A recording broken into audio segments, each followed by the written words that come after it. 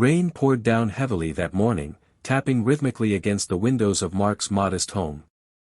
He was sipping his coffee, trying to shake off the tiredness from another sleepless night.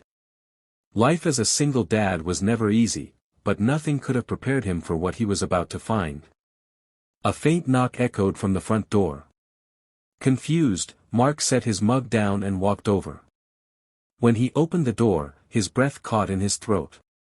Standing before him were two tiny figures, twin girls, no older than 6, soaked to the bone. Their blonde hair clung to their cheeks, their small hands tightly clasped. They wore mismatched clothes, no jackets, no shoes, and no belongings.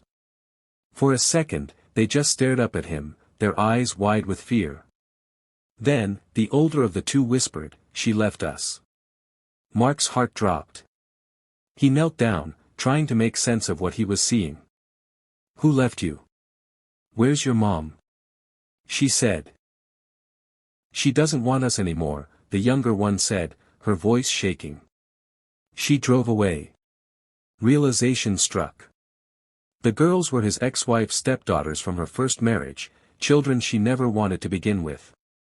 She had left them here. No note, no goodbye. Just left. Without hesitation, Mark scooped them into his arms. "Come on, let's get you warm," he said gently. He wrapped them in blankets, made hot cocoa, and called his job to take the day off. As they sat in silence on the couch, clinging to him like lifelines, Mark knew everything had just changed. These girls had no one. But now, they had him. And though he had no idea how, he silently vowed, "I won't let you go through this alone. Not ever." The morning sky was dark and moody, rain drumming steadily on the roof as Mark finished packing his son's lunch. Life as a single father was tough, but he managed to keep a routine. He rarely had time to breathe, let alone expect surprises, until the knock came. At first, he thought it was just the wind. Then it came again, soft, hesitant. He opened the front door and froze. Standing there were two little girls, twins, barely 6 years old. Their thin clothes were soaked, hair plastered to their faces, and eyes wide with a mixture of fear and confusion. They had no coats, no bags, not even shoes. Just each other. Mark stared at them, his brain racing to make sense of it. Then, recognition slowly dawned. These were the twin daughters of his ex-wife's previous marriage, the girls she always kept at a distance, calling them someone else's problem. "Where's your mom?" Mark asked, kneeling down. "She drove away," the older twin murmured, her voice barely audible. "She said, she's done with us." The younger girl clutched her sister's hand tighter, trembling. Mark felt a knot in his chest. Whatever had happened, these little girls had been left, abandoned in the cold rain like they meant nothing. He didn't know much about raising girls, especially ones who weren't technically his. But he knew this, they didn't deserve this. "Come on, sweethearts," he said softly, wrapping his arms around them. "You're safe now." He brought them inside, dried them off, and wrapped them in warm blankets. As they sipped hot cocoa and clung to him, Mark cancelled work and called the school to say he wouldn't be coming. The weeks that followed were some of the hardest of Mark's life. Raising one child alone had been a challenge, now he had 3. His small 2-bedroom house felt cramped, his budget stretched thinner than ever. The twins came with emotional wounds far deeper than he expected, nightmares, panic attacks, and long silences that spoke volumes. But Mark never flinched. Each morning began before dawn. He'd make breakfast, pack lunches, brush tiny knots out of tangled hair, and walk all 3 kids to school. Then he rushed to his job at a local hardware store, only to clock out and head straight to therapy appointments or school meetings in the afternoon. Money disappeared quickly. The girls needed new clothes, counseling, school supplies, and so much more. Mark started selling everything he didn't need. The game console he'd saved for months to buy. Gone. His tools. Sold. Eventually, he made the hardest decision of all, he sold his car. Now he biked to work in the rain, pushing through exhaustion and pain, telling himself, they need this more than I do. He also faced judgment. Some neighbors whispered behind his back. Why take on kids that aren't even yours, they'd say. Others accused him of seeking attention or being reckless. But Mark didn't care.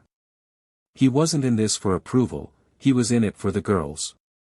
At night, when he finally sat down, it was never for long. One of the twins would often tiptoe into the room, eyes wide from a nightmare. He'd pull them close and whisper, "You're safe now. I've got you." Time moved on, and so did the healing. The twins, now in their early teens, had grown into bright, expressive young girls with a bond stronger than most siblings. Though their early years were marked by pain, the love and stability Mark provided had begun to bloom into something beautiful. It started one quiet Saturday afternoon. Mark heard soft humming from their room and peeked in. The girls were sitting on the bed, harmonizing with surprising ease as they made up a song together. It wasn't just noise, it was music. Real, moving music. They were shy about it at first. "It's just something we do for fun," one of them said, shrugging. But Mark saw the spark. He knew that look, the one that said this wasn't just a hobby. It was a calling. Though money was still tight, Mark picked up extra shifts and even took on weekend handyman jobs just to afford them a second-hand keyboard. When it arrived, the girls cried tears of joy. He found a local music teacher willing to give them discounted lessons. They practiced every day, often singing into the night. Soon, Mark began recording little videos of their duets on his old phone and posting them online. He didn't expect much, just a way to encourage them. But then something amazing happened, people started listening. One video went semi-viral. Then another. Comments flooded in, "Their voices gave me chills, they sing like angels, who's their dad?" He raised them right. Mark watched in awe as his daughter's confidence grew. The girls, once abandoned and broken, were finding their voice, and the world was listening. As the years passed, the pain of abandonment slowly faded, replaced by laughter, inside jokes, and late-night talks. The twins had grown into resilient, spirited young teens. They were no longer the frightened girls who stood shivering on Mark's doorstep. They were dreamers now, full of life and curiosity. It was during one of their quiet evenings at home that Mark first noticed something. He heard soft singing from their bedroom, two voices in perfect harmony. He peeked through the slightly open door and saw them seated cross-legged on the floor, making up melodies, smiling as they created something together. Their voices weren't just good, they were captivating. "You girls sound amazing," Mark said, stunned. The twins blushed, shrugging it off as something they did, just for fun. But Mark saw the potential in them. Even with all their struggles, they had found something beautiful inside themselves, music. Determined to support their newfound passion, Mark took on extra hours at the hardware store and odd handyman jobs around the neighborhood. Every spare penny went toward their dream. After weeks of saving, he surprised them with a second-hand keyboard.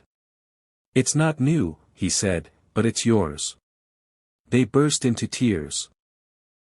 Mark also found a local music teacher who offered discounted lessons. The girls practiced every day after school. Music filled the house, soft ballads, upbeat tunes, harmonies that made Mark pause whatever he was doing just to listen. Eventually, he started filming short clips of their performances and posting them online. Slowly, people began to notice. Views climbed, comments poured in, and praise followed. "This is just the beginning," Mark told them, smiling.